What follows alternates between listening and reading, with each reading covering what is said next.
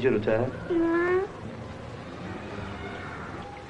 خب یکی از سوالای دینی تو بگو ببینم. میتونی بگی؟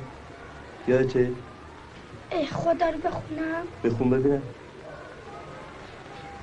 ای خدا ستاره های قشنگ، ای خدای جهان رنگارنگ، ای که ماهیت را تو آوردی، ما خورشید را تو آوردی، نه همه کوه تپه و دریا، نه رختان گل و سیبا، بال سیبا برای پروانه، از برای پرندگان لانه، شادی و بازی و توانایی، چشم ما را برای بینایی، برف و باران و گرمی و سردی، همه را ای خدا تو آوردی، آنچه را از تو خواستم دادی، دل ما را پر کن از شادی.